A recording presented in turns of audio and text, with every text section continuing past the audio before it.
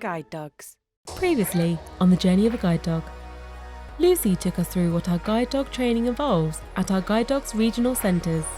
The first step will be to show the dog the harness and then give the dog a biscuit. That starts this positive introduction.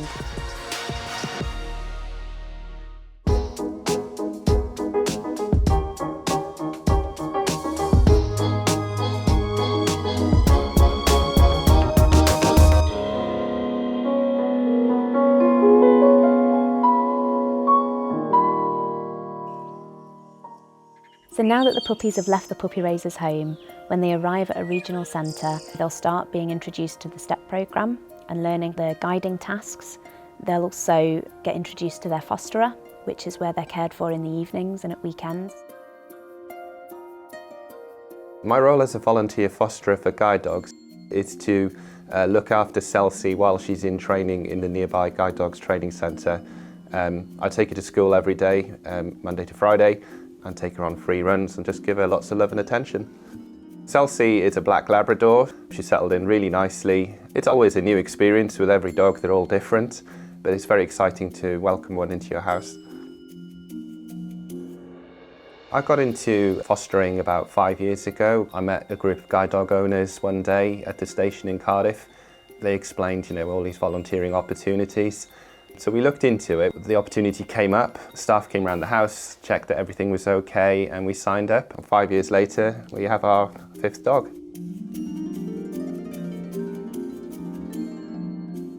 What happened is that we always wanted to have our own dogs. And it wasn't possible because we were both working and it wasn't going to be fair on the dogs. So somebody in my wife's work said, look, this is what I do. I do a volunteer, I do guide dogs. Would you be interested?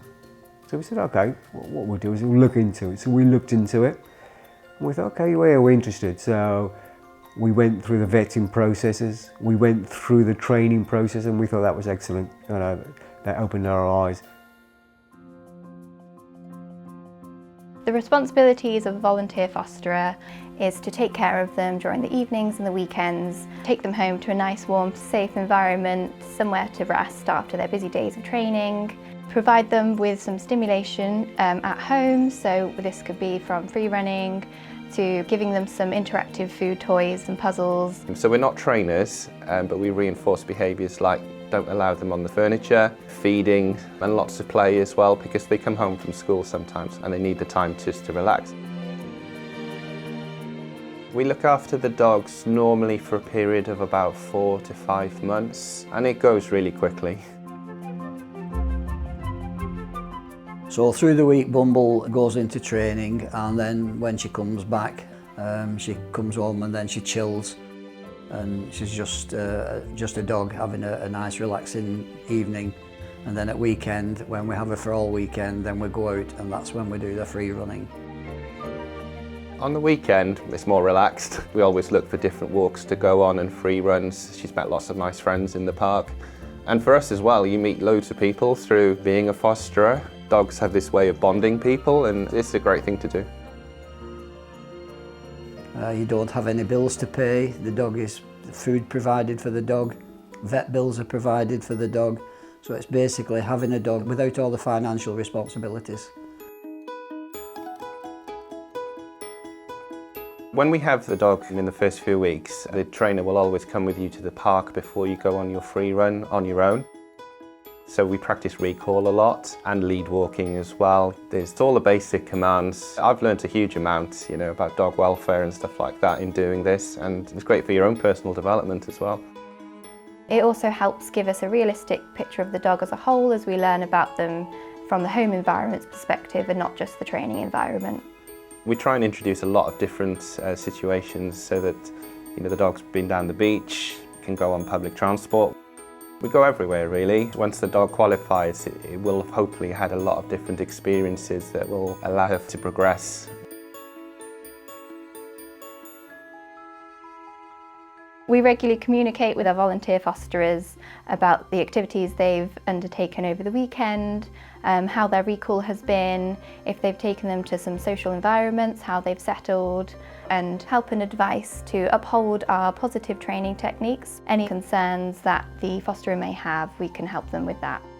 I do have flexibility to be able to drop her off at an agreed time and pick her up. But if there's a time when I have to leave early or pick her up later, there's a really good team of support staff or volunteers around who could look after her for a few hours or even overnight. So people don't have to feel that they can't do their job or go away. I have to travel away sometimes, so there is always that backup support to help you out.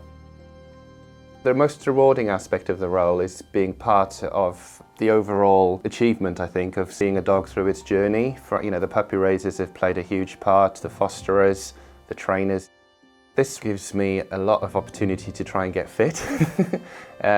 We go on lots of walks. It's so easy these days just to stay at home and be on the laptop, watch TV, just be out in the open air. We're really lucky to have nice countryside around here.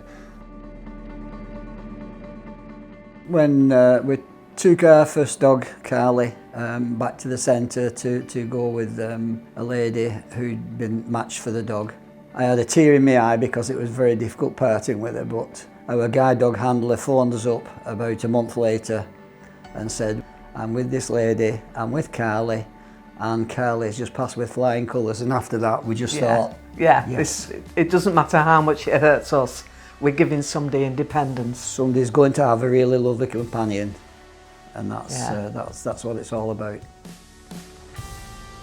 When your dog goes on to its new owner, it's mixed emotions. You're so happy that the dog is going to be matched with the person, and the fact that you've been able to play that small part in helping the dog pass its grade and go on to help somebody live the life they'd like to, it's great. You do feel sad when the dog goes, naturally, because you have a lot of affection and love. But they're very resilient and they settle in very, very quickly. And seeing your dog qualify to help somebody in the future is brilliant. Meeting new guide dog owners is really nice as well. Some of my previous dogs have gone on to be partnered. It's just brilliant to see. Oh, people should sign up to be fosterers because it's just such a lovely thing to do. You're giving the dog a chance to live with you, and you the chance to live with the dog, and you're providing it with security while it's learning to do a super job. I would go for it, definitely. There's a lot of reward in volunteering. It's a really worthwhile cause, and you can play a great part in Guide Dog's brilliant work in supporting people with sight loss. If I was to give you one piece of advice, please take the opportunity to find out what it's like, because I just love it, and they give me more than I give them. It's as simple as that. Once our dogs have finished training at one of our regional centres, they're matched to their future guide dog owner. Well, they'll go off to start their class training and learn all the skills they need to become a successful partnership.